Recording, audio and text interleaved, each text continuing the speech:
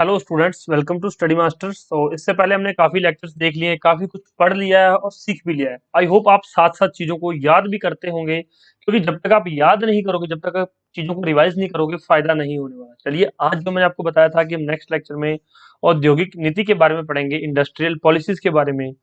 तो 1947 में हमारा देश आजाद हो गया, हमारा भारत आजाद होके पाकिस्तान से अलग हो गया और ब्रिटिशर से आजाद हो गया।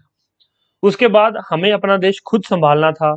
तो देश को संभालने के लिए कुछ औद्योगिक नीतियों की जरूरत पड़ी, कुछ पॉलिसीज, इंडस्ट्रियल पॉलिसीज की जरूरत पड़ी।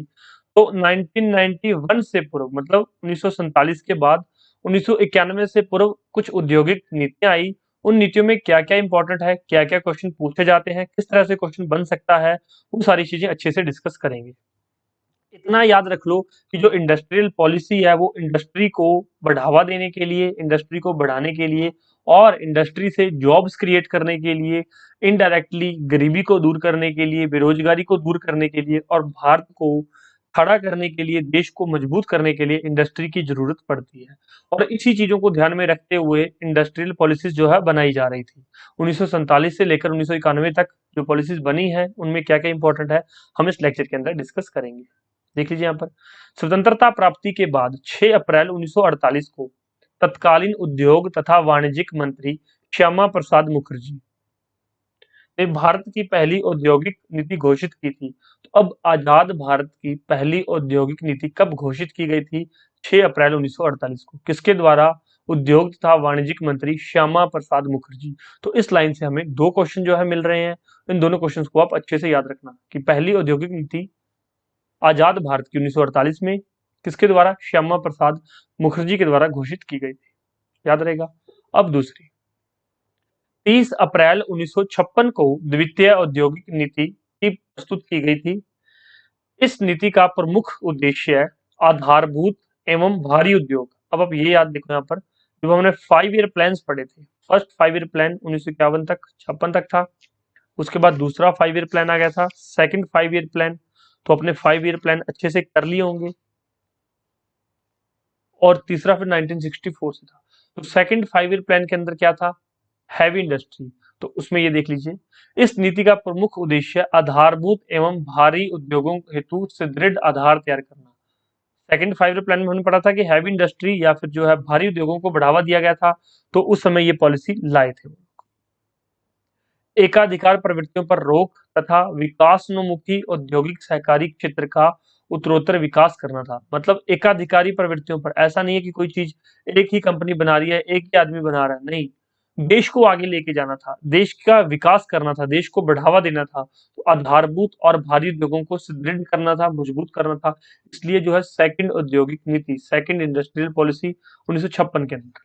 पहली कब लाए थे? 1948 में। दूसरी 1956 में। तो दो चीजें आपको याद हो गई। तीसरी 1977 के अंदर, 1977 में।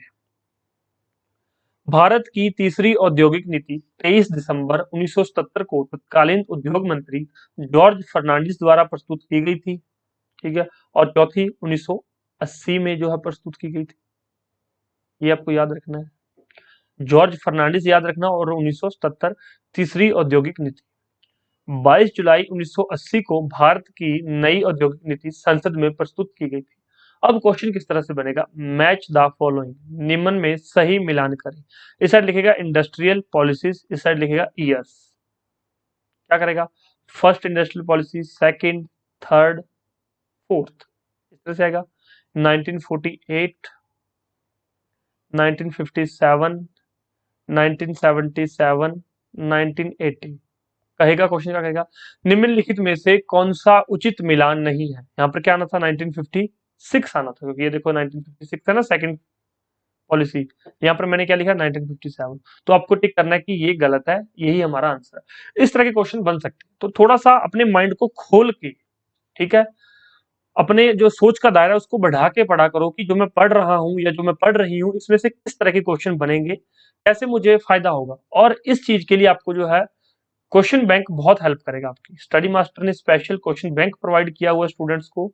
स्टूडेंट्स के लिए स्पेशल क्वेश्चन बैंक है जिसकी कुछ फीस है, आप लोग पे करके 9896160956 पर जो है व्हाट्सएप पे मैसेज कर दो, सारी डिटेल आपके पास आ जाएगी। उसके बाद फीस पे करके आपके ईमेल आईडी पे आपको क्वेश्चन बैंक प्रोवाइड करवा दिया जाएगा।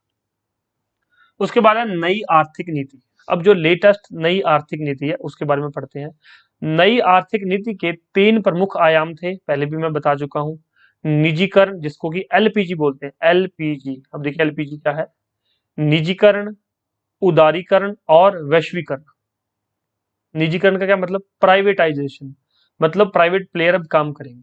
लिबरलाइजेशन, उदारीकरण, मतलब सरकार का कम से कम जो है इस पे कंट्रोल रहेगा हमारी इकोनॉमी पे।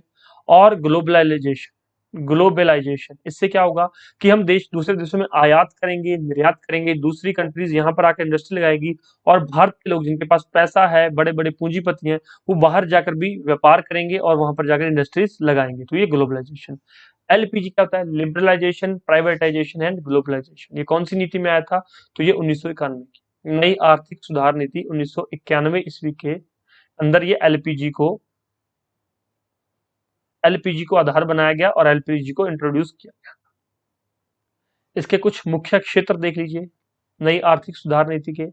राजकोषीय नीति, मौद्रिक नीति, मूल्य निर्धारण नीति, विदेशी व्यापार नीति, औद्योगिक नीति, विदेशी विनियोग नीति और सार्वजनिक क्षेत्र नीति। इस नीति के अंदर, नई आर्थिक सुधार नीति के अंदर ये सभी नीतियां थी, ये सभी पॉलिसी थी। राजकोषीय नीति हम आगे पढ़ेंगे, मौद्रिक नीति हम आगे पढ़ेंगे, मूल्य निर्धारण मतलब प्राइस किस तरह से डिसाइड होगा, विदेशों के साथ किस तरह का व्यापार होगा, किस तरह से हमारी इंडस्ट्री काम करेगी, विदेशी विनियोग नीति हम आगे पढ़ेंगे सारी चीजें। सार्वजनिक क्षेत्र नीति, ये सारी चीजें आप लोग आगे पढ़ेंगे लेक्चर्स में, इकोनॉमी के अंदर मैं आप लोगों को पढ़ाऊंगा। ठीक है, तो चिंता नहीं करनी है। 1991 या समझ आ गया, नई आर्थिक सुधार नीति को लागू किया गया था जिसके अंदर एलपीजी को इंट्रोड्यूस किया गया था। अब एक क्वेश्चन बनता है, उस समय जब एलपीजी आई रिफॉर्म्स हुए थे उस समय तत्कालीन प्रधानमंत्री कौन थे, पीवी नरसिम्हा राव। 24 जुलाई 1991 को तत्कालीन प्रधानमंत्री पीवी नरसिम्हा राव ने नई औद्योगिक नीति 1991 की घोषणा की थी। उस समय प्रधानमंत्री कौन थे, पीवी नरसिम्हा राव। तो ये भी क्वेश्चन पूछा जाता है, याद रहेगा आपको। आगे देखिए, नई औद्योगिक नीति के माध्यम से औद्योगिक लाइसेंसिंग प्रणाली का न्यूनीकरण, औद्योगिक नियंत्रणों एवं नौकरशाही के अनावश्यक हस्तक्षेप को समाप्त करने की रणनीति अपनाई गई। अब एक और आपके माइंड में शायद क्वेश्चन आ रहा होगा, कई बच्चों को थोड़ा बहुत पता होता है कि 1991 के अंदर ही ये एलपीजी की जो है पॉलिसी क्यों लाई गई, क्योंकि उस समय सब जगह पे इकोनॉमिक क्राइसिस चल रहे थे, सारी मार्केट्स डाउन हो गई थी, सभी देशों का बुरा हाल था। तो हमें वर्ल्ड बैंक से लोन चाहिए था। तो वर्ल्ड बैंक से लोन लेने के लिए हमें उसकी कुछ शर्तों को पूरा करना पड़ा, जो कि मैंने आपको करंट अफेयर के लेक्चर्स में भी करवाया हुआ है। इन कंडीशंस को पूरा करना पड़ा वर्ल्ड बैंक की। इन कंडीशंस के अंदर ही था कि आपको अपनी पॉलिसी, नई पॉलिसी लेकर आनी पड़ेगी और पॉलिसी के अंदर जितने भी सुधार बताए गए हैं कहीं ना कहीं इनका लिंक वर्ल्ड बैंक से था और ये जो सुधार है वर्ल्ड बैंक के द्वारा ही जो है प्रोवाइड किए गए थे और उनके द्वारा ही बताए गए थे, तभी हमने ये जो हमारी इकोनॉमी के अंदर इंप्लीमेंट किए गए थे। याद समझ आया आपको। और मेंस के अंदर आपको और अच्छे से इस चीज के बारे में मैं बताऊंगा। ये प्रीलिम्स के अकॉर्डिंग लेक्चर्स हैं या फिर वनडे एग्जाम्स के अकॉर्डिंग लेक्चर है, तो इसमें इतना ही आपके लिए सफिशिएंट है। इसमें क्या किया गया, नई औद्योगिक नीति के अंदर औद्योगिक लाइसेंसिंग प्रणाली का न्यूनीकरण, मतलब कम से कम सिर्फ यहाँ पर कुछ एक ही जो थे इंडस्ट्री थी जिनके लिए लाइसेंस जरूरी था। नियंत्रणों एवं नौकरशाही के अनावश्यक हस्तक्षेप, मतलब गवर्नमेंट जो सिविल सर्विस एंड सर्वेंट है वो ऐसे ही हस्तक्षेप नहीं करेंगे, और ये सारी चीजों की रणनीति अपनाई गई थी नई औद्योगिक नीति के अंदर। केवल 4 उद्योग जो कि अल्कोहल युक्त पेय, जिसको कि आप ड्रिंक बोलते हो, शराब, तंबाकू एवं उसके उत्पाद, इलेक्ट्रॉनिक एरोस्पेस एवं रक्षा उपकरण, और चौथा है औद्योगिक विस्फोटक तथा जोखिम वाले रसायन के लिए ही लाइसेंस अनिवार्य है। तो अगर आपसे कोई क्वेश्चन पूछे कि भारत में वर्तमान समय में भारत में कितने इंडस्ट्रीज के लिए, कितनी औद्योगिक इकाइयों के लिए जो है लाइसेंस की जरूरत है, तो सिर्फ 4। कौन कौन सी हैं, अल्कोहल युक्त पेय पदार्थ, तंबाकू एवं उसके उत्पाद, तीसरा है इलेक्ट्रॉनिक एरोस्पेस एंड रक्षा उपकरण, और चौथा है औद्योगिक विस्फोटक तथा जोखिम वाले रसायन। इनके लिए लाइसेंस की जरूरत है, लाइसेंस अनिवार्य है, अदरवाइज लाइसेंस कंपलसरी नहीं है भारत के अंदर। वर्तमान में प्रतिस्पर्धा अधिनियम द्वारा एकाधिकार तथा अवरोधक व्यापार व्यवहार अधिनियम 1969 को प्रतिस्थापित कर दिया गया था। तो आपको पता ना एमआरटीपी क्या है, मैंने आपको अच्छे से कराया था कि monopolistic and restrictive trade practice act. इसमें क्या था कि एक ही आदमी के पास अगर किसी ने कोई चीज बनाने लगे, मान लो किसी ने यहाँ पर बिस्किट की फैक्ट्री लगा ली 1969 में, क्या था किसी ने बिस्किट की फैक्ट्री लगा ली तो दूसरा जो है आदमी उस बिस्किट की फैक्ट्री नहीं लगा पाएगा।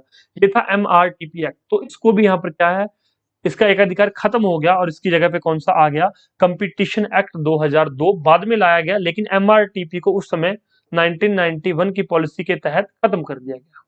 ठीक है, और इसको खत्म कर दिया गया मतलब इसकी पावर्स को जीरो कर दिया गया, इसकी पावर्स खत्म हो गई। और 2002 के अंदर कंपटीशन एक्ट आ गया। मैंने पहले ही आपको सारी चीजें करवाई हुई है 5 ईयर प्लान में, शायद आपको याद होगा। 2002 के अंदर कंपटीशन एक्ट आ गया। उससे क्या होगा, उससे क्या हुआ, उससे क्या था कि बाजार में बिस्किट है, इसने बिस्किट बनाए, एक कंपनी ने, दूसरी कंपनी ने बिस्किट बना दिए। इससे क्वालिटी का अगर डिफरेंस आ गया, अगर इसकी क्वालिटी घटिया है तो लोग इसकी बिस्किट नहीं खरीदेंगे, इसके बिस्किट खरीदेंगे। इससे लोगों का फायदा होने लगा। ठीक, समझ आई चीजें। नेक्स्ट जो है वो क्या है, निर्यात प्रसंस्करण क्षेत्र, एक्सपोर्ट प्रोसेसिंग जोन, जिसको क्या बोलते हैं, ईपीजेड। एक्सपोर्ट प्रोसेसिंग, निर्यात मतलब देशों से चीजों को बाहर भेजना, निर्यात करना। आयात मतलब अंदर मंगवाना, निर्यात मतलब अपनी कंट्री से जो है चीजों को, जो भी प्रोडक्ट्स हैं, जो भी गुड्स हैं, उनको बाहर भेजना। भारत निर्यात प्रसंस्करण क्षेत्र की स्थापना करने वाला एशिया का प्रथम देश है। तो भाई अगर आपसे कोई पूछ ले एग्जाम में कि निर्यात प्रसंस्करण क्षेत्र की स्थापना करने वाला एशिया का प्रथम देश कौन सा है, तो भाई हमारा भारत महान। ठीक, भारत में सर्वश्रेष्ठ वर्ष 1965 में कांडला में प्रथम ईपीजेड निर्मित हुआ था। पहला एक्सपोर्ट प्रोसेसिंग जोन भारत के अंदर कहां पर स्थापित हुआ, कांडला में। कांडला कहां पर है, गुजरात के अंदर। कब हुआ, 1965 में, 1965 के तहत। याद रहेगा आप सबको। ये तो था एक्सपोर्ट प्रोसेसिंग जोन। अब उसके बाद क्या हुआ, स्पेशल इकोनॉमिक जोन की बात की गई थी 2000 में। तो विशेष आर्थिक क्षेत्र, कुछ ऐसे एरियाज को जो है डिसाइड कर लिया गया, एरियाज चूज कर लिए गए कि वहां पर काफी प्रोस्पेरिटी है, वहां पर रिसोर्सेज हैं, वहां पर मैन पावर है, वो स्पेशल इकोनॉमिक जोन का नाम दिया गया उनको, विशेष आर्थिक क्षेत्र। कौन कौन से हैं, भारत में विशेष आर्थिक क्षेत्र नीति की घोषणा अप्रैल 2000 में की गई थी। जो विशेष आर्थिक क्षेत्र होते हैं इनको कई तरह की छूट दी जाती है, वो आगे हम देखेंगे क्या क्या छूट दी जाती है, कैसे होता है सारी चीजें। प्री वाला जो है प्री के अंदर करवाया जाएगा कवर, मेंस का जो मेंस में कवर करवाया जाएगा। इसका प्रमुख उद्देश्य है देश में उत्पादन एवं निर्यात में आ रहे अवरोधों को दूर करना तथा भारत में विदेशी निवेश को आकर्षित करना था। अब आपसे कोई पूछ ले कि विशेष आर्थिक क्षेत्र की जरूरत क्यों पड़ी, what is the need of special economic zones in India, तो भाई प्रोडक्शन और एक्सपोर्ट्स को मैक्सिमाइज करने के लिए और उसके अंदर जो प्रॉब्लम्स आ रही थी, अवरोध आ रहे थे, उनको दूर करने के लिए स्पेशल इकोनॉमिक जोन की जरूरत पड़ी। क्वेश्चन इस तरह से घुमा फिरा के भी आ सकता है। ठीक है, वर्ष 2005 में सेज अधिनियम, special economic zone, SEZ, says अधिनियम 2005 अधिनियमित हुआ, जो 10 फरवरी 2006 से प्रभावी हो गया। जो 10 फरवरी 2006 से प्रभावी हो गया। ठीक है, तो उसके बाद है भारत में सार्वजनिक उद्यम, पब्लिक सेक्टर्स इन इंडिया। तो कुछ पब्लिक सेक्टर्स हैं वो भी आप डिस्कस करेंगे आगे। तो पब्लिक अंडरटेकिंग्स भी बोलते हैं इसको, पब्लिक अंडरटेकिंग्स इन इंडिया। इसमें क्या क्या चीजें इंपॉर्टेंट है, कैसे कैसे क्वेश्चन बन सकते हैं। प्रथम भारतीय प्रधानमंत्री जवाहरलाल नेहरू ने सार्वजनिक क्षेत्र के उपक्रमों को आधुनिक भारत के मंदिर की संज्ञा दी है। ये क्वेश्चन बहुत बार पूछा गया है कि आधुनिक भारत के मंदिर की संज्ञा किसके द्वारा दी गई है, प्रधानमंत्री जवाहरलाल नेहरू जी के द्वारा। सार्वजनिक क्षेत्र के उपक्रमों को आधुनिक भारत का मंदिर किसने कहा है, जवाहरलाल नेहरू ने कहा है। भारत में सार्वजनिक क्षेत्र के उपक्रमों को शुरू करने का जो है योगदान, जो है श्रेय किसे जाता है, प्रधानमंत्री जवाहरलाल नेहरू को। तो ये सारी चीजें आपको याद रखनी है, पता होनी चाहिए। अभी आपने सुन लिया है, आपको याद रहेगा। और एक चीज और याद रखना अगर आप ये एप्लीकेशन पर देख रहे हैं तो भी 2 से 3 बार जरूर देख लेना, और अगर आप लोग YouTube पे ये लेक्चर देख रहे हैं तो भी 2 से 3 बार जरूर देख लेना। क्वेश्चन आपको जो मैं बोल रहा हूं इसी में से डायरेक्ट मिल जाएंगे। अगर चीजों को समझ आ गई ना तो डायरेक्ट इसी में से क्वेश्चंस आपको मिल जाएंगे। पहली बार में पढ़ते हो कुछ चीजें आपके ध्यान में नहीं आती, रह जाती। जब दूसरी बार पढ़ते हो तो अच्छे से चीजें और भी समझ आने लग जाती है। तो इसलिए देख लिया करो चीजों को, और बार बार देखने से, समझ, रिवीजन करने से चीजें लंबे समय तक याद रहती हैं, पेपर तक चीजें आपके जो है माइंड में स्टोर्ड रहती हैं। वर्तमान में कंपनियों को महारत्न, नवरत्न और मिनी रत्न का दर्जा दिया जा रहा है। तो ये भारत में पब्लिक अंडरटेकिंग्स है ना, पब्लिक सेक्टर अंडरटेकिंग्स, तो इनको भी महारत्न की संज्ञा दी गई है, नवरत्न कहा गया है, मिनी रत्न कहा गया है। आगे डिस्कस करते हैं कि कौन सी कंपनी महारत्न है, कौन सी नवरत्न है, कौन सी मिनी रत्न है, क्या क्या कंडीशंस हैं। भारत की महारत्न कंपनियां पूछते हैं, वर्तमान समय में भारत में कितनी महारत्न कंपनियां हैं? भाई टोटल 11 है। वर्तमान समय में भारत में टोटल 11 महारत्न कंपनियां कौन कौन सी हैं और इनमें से किस तरह के क्वेश्चन बन सकते हैं। पर सबसे पहले तो देख लीजिए, पहली है राष्ट्रीय ताप विद्युत निगम, national thermal power corporation, NTPC. दूसरी है तेल एवं प्राकृतिक गैस निगम, oil and natural gas corporation, ONGC. तीसरी भारतीय इस्पात प्राधिकरण limited, steel authority of India limited.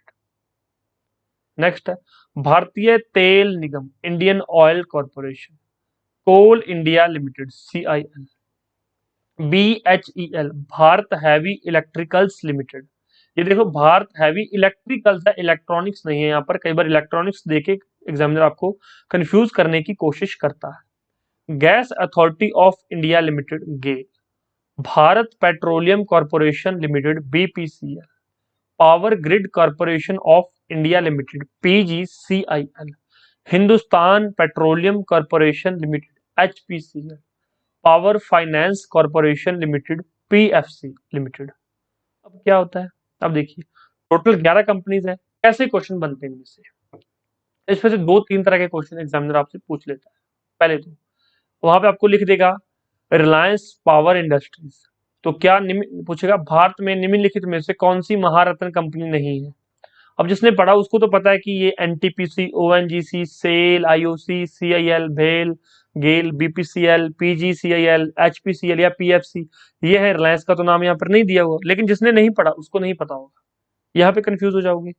दूसरी तरह का क्वेश्चन क्या होता है, भाई ये 11 महारत्न कंपनी है तो पता होना चाहिए कि कौन सी कंपनी कब बनी थी, इसकी फाउंडेशन कब हुई थी, ये आपको पक्का पता होना चाहिए। मैं बता देता हूं, आप लोग नोट डाउन कर लेना, बुक में नहीं लिखा हुआ है। नेशनल थर्मल पावर कॉर्पोरेशन की स्थापना 1975 के अंदर की गई, 1975 में। मैच द तीसरी तरह से मैच द फॉलोइंग में भी क्वेश्चन आ जाता है। कई बार क्वेश्चन क्या पूछता है, राष्ट्रीय ताप विद्युत निगम की स्थापना कब हुई? ऑप्शन दे देगा 1975, 1954, 64 या 82। ऐसा ऑप्शन होगा, पता होना चाहिए 1975, या फिर मैच द फॉलोइंग। इस साइड लिख देगा एनटीपीसी, ओएनजीसी, आईओसी, बीपीसीएल, और यहाँ पर इनके ईयर लिख देगा। फिर कहेगा कि सही मिलान करें, तो पता होना चाहिए, ठीक है। तो एनटीपीसी 1975 के अंदर इसकी स्थापना हुई थी। ONGC, oil and natural gas corporation की स्थापना 1956 में हुई थी। भारतीय इस्पात प्राधिकरण लिमिटेड की स्थापना 1954 के अंदर हुई थी। इंडियन ऑयल कॉर्पोरेशन की स्थापना 1959 में हुई है। कोल इंडिया लिमिटेड की स्थापना 1959 में की गई थी। भारत हैवी इलेक्ट्रॉनिक्स लिमिटेड की स्थापना 1964 में हुई। Gas Authority of India limited 1984 के अंदर स्थापित हुआ था। ये भारत पेट्रोलियम कॉर्पोरेशन लिमिटेड, इसकी स्थापना कब हुई? 1952 के अंदर। तो सबसे पहले बीपीएल की स्थापना हुई थी। अगर कोई पूछ ले कि भारत की महारत्न कंपनियों में से सबसे पहले स्थापना किसकी हुई थी, तो भारत पेट्रोलियम कॉर्पोरेशन लिमिटेड। इनको क्रोनोलॉजी में लगाने के लिए भी एग्जामिनर आपसे कह सकते हैं। Power grid corporation of India limited, PGICL, sorry PGCIL की स्थापना कब हुई थी? 1989 में। हिंदुस्तान पेट्रोलियम कॉर्पोरेशन लिमिटेड की स्थापना कब हुई? 1974 में। और पीएफसी लिमिटेड की स्थापना कब हुई थी? 1986 के अंदर। और पहले जो थी 10 महारत्न कंपनियां थी, 11वीं को कब जोड़ा गया? तो 2021 में जो है 11वीं महारत्न कंपनी को जोड़ा गया था। ठीक है, इसको भी महारत्न का दर्जा दे दिया गया था। तो एग्जामिनर पूछ सकता है कि निम्नलिखित में से सबसे लेटेस्ट जो है महारत्न कंपनी का दर्जा किसे मिला? किसको मिला? Power Finance Corporation Limited, PFC limited. तो इस तरह से क्वेश्चन आपके यहां पर बन सकते थे महारत्न कंपनी में से। अब आ गई आगे नवरत्न कंपनियां। नवरत्न, नवरत्न बोलते हैं जिसको। वर्ष 1997 में नवरत्न का दर्जा मूलतः 9 कंपनियों के लिए ही सृजित किया गया था। वर्तमान में टोटल 13 नवरत्न कंपनियां हैं। ठीक है, 13 हैं। नाम याद रखने की जरूरत नहीं है, बस 11 महारत्न कंपनियों के नाम याद रख लेना, उनके ईयर याद रख लेना। और ये नवरत्न कंपनियां 1977 में इनके बारे में जो है 9 थी, अब 13 हो गई हैं, कुछ ज्यादा जरूरत नहीं है।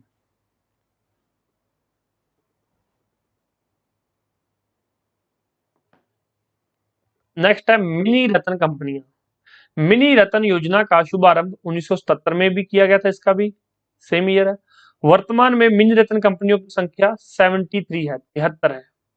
और ये आप लोग जो है करंट अफेयर में भी कवर करते रहते हैं, करंट अफेयर में भी आपको करवा दिया जाता है कि अगर थोड़ा बहुत कुछ चेंज होता रहता है तो ज्यादा इसमें वरी करने की जरूरत नहीं है। मैक्सिमम क्वेश्चन महारत्न कंपनियों में से बनता है। नेक्स्ट देखिए, औद्योगिक विकास एवं वित्तीय संस्थाएं।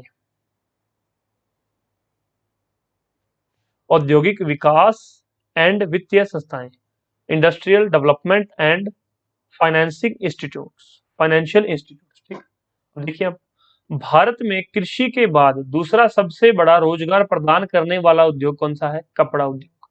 एक क्वेश्चन यहाँ पर आपका कवर हो रहा है कि कृषि के बाद अगर भारत में कोई उद्योग रोजगार प्रोड्यूस कर रहा है तो कौन सा है? कपड़ा उद्योग।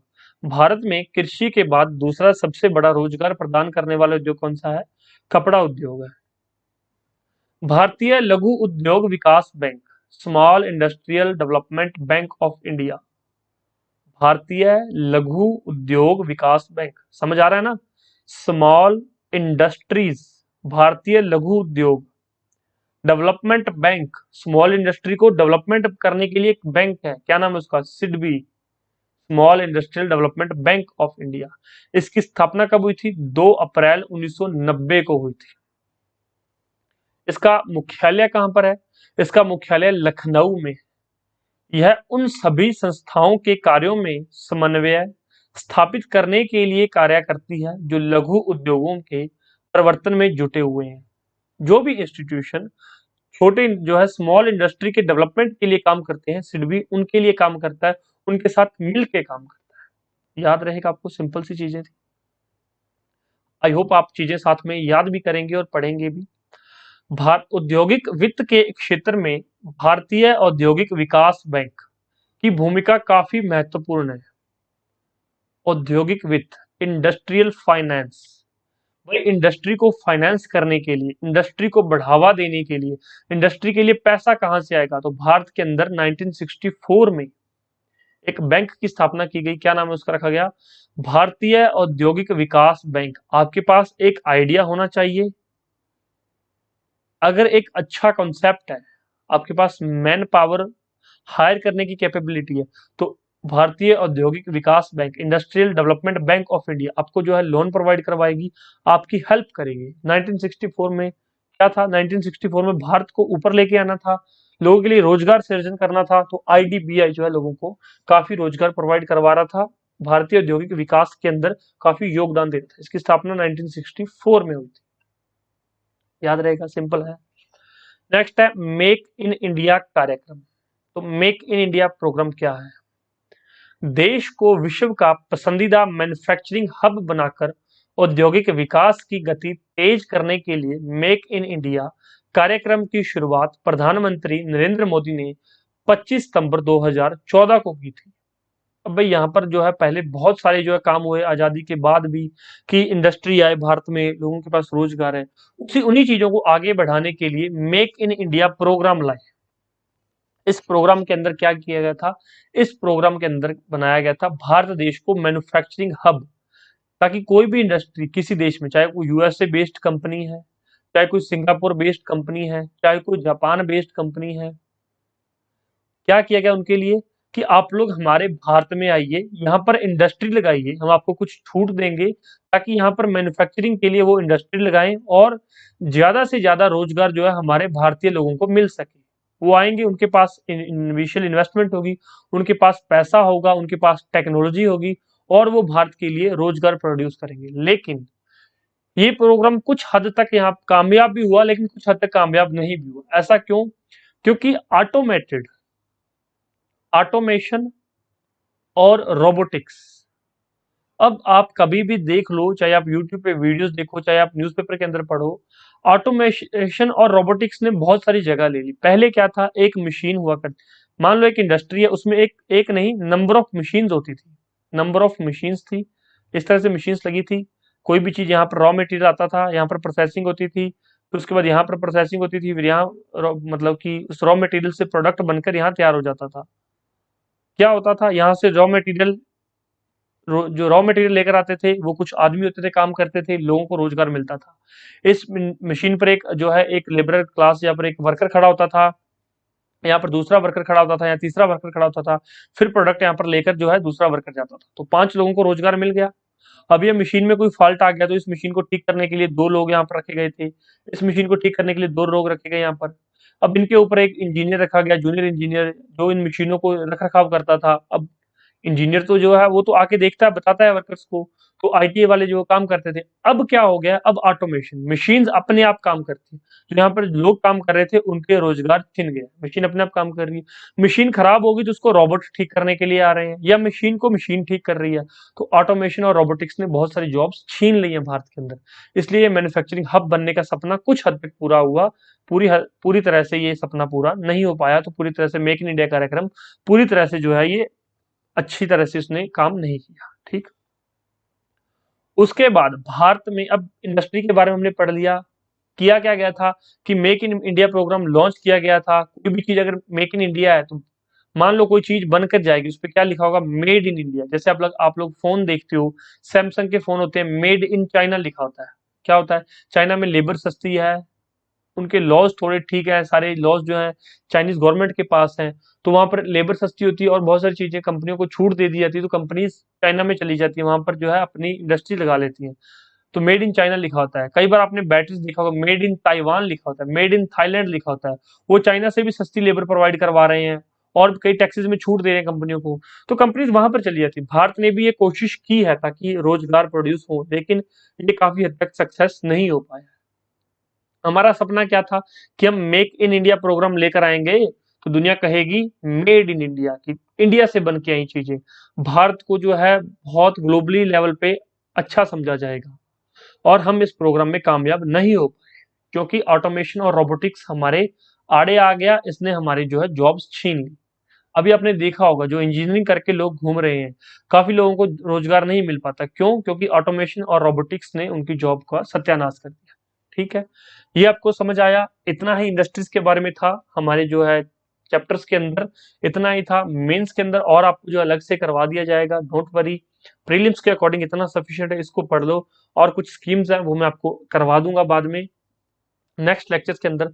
नेक्स्ट लेक्चर में हम क्या करेंगे, बैंकिंग के बारे में पढ़ेंगे। बैंकिंग से संबंधित सारी चीजें हम नेक्स्ट लेक्चर में कवर करेंगे। कोई डाउट हो तो कमेंट करके पूछ लीजिएगा।